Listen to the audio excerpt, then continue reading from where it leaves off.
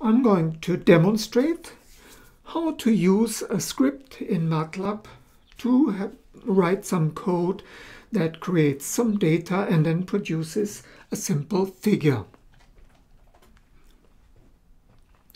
So if you have your MATLAB screen look like this, then clicking on New Script,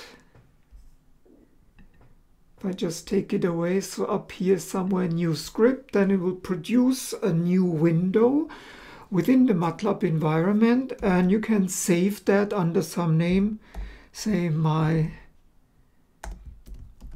simple plot, because that's what I'm going to do, and it will just be saved in whatever directory you are in.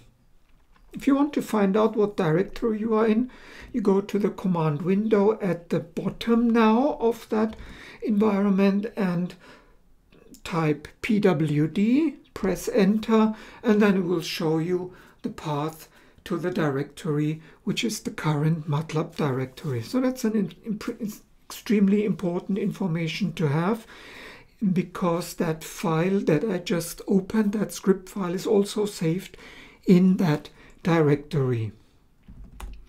So let me just type CLC and press enter. That will clear the command window and make it empty for any new things that we might want to see.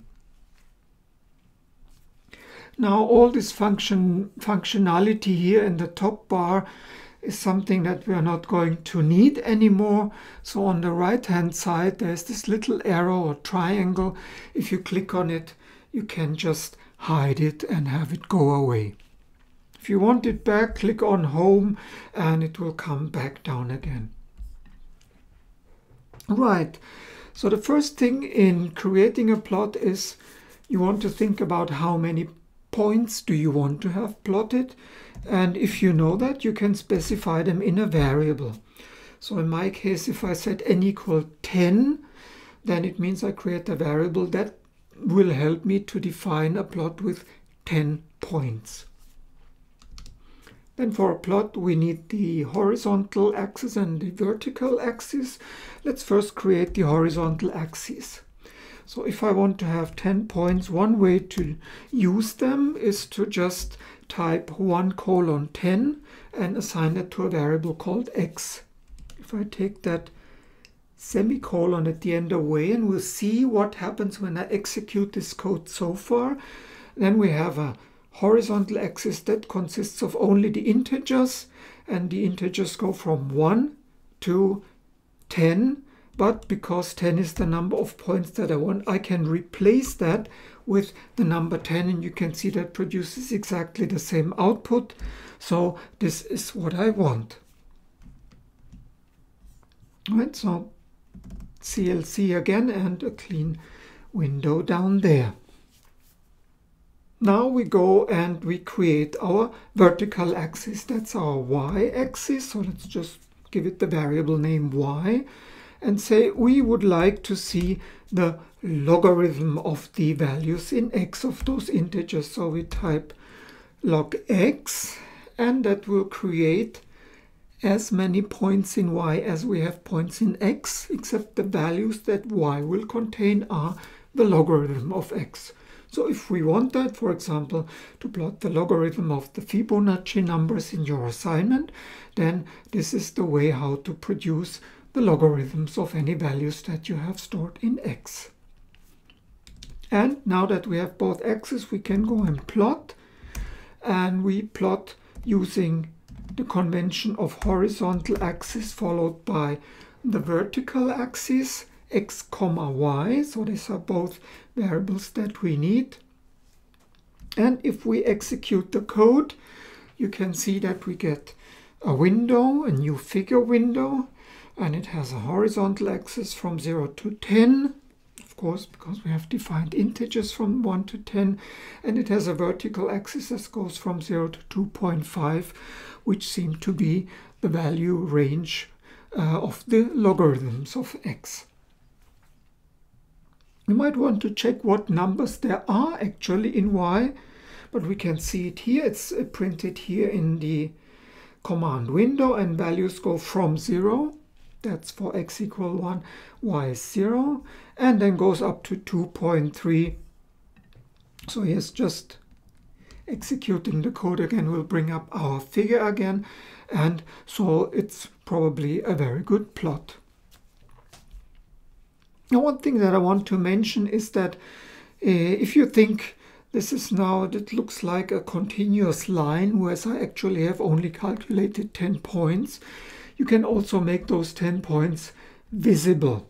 So the way to make those points visible is to define a marker.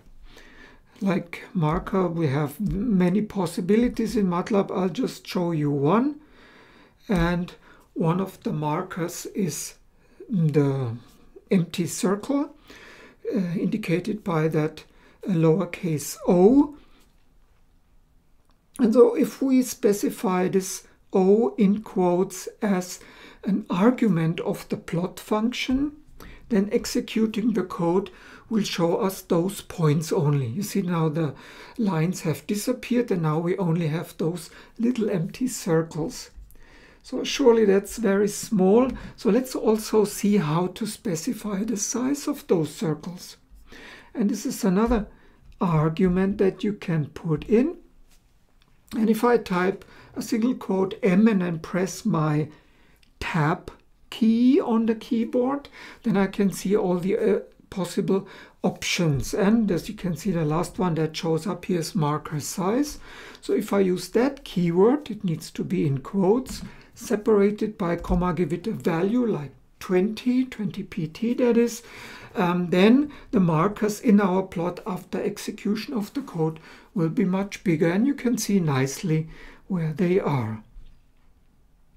Okay, that concludes our plot. I will finally show you.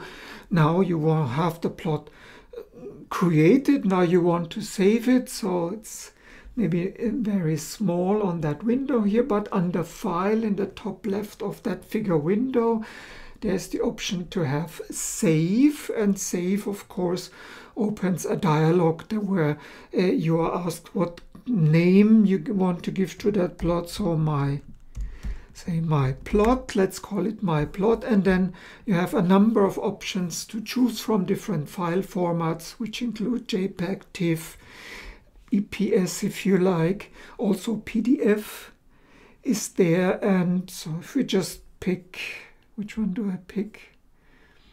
Make it a JPEG file and then press save, and then this plot will be saved to my desktop in this case, or wherever, whatever directory you are with your MATLAB.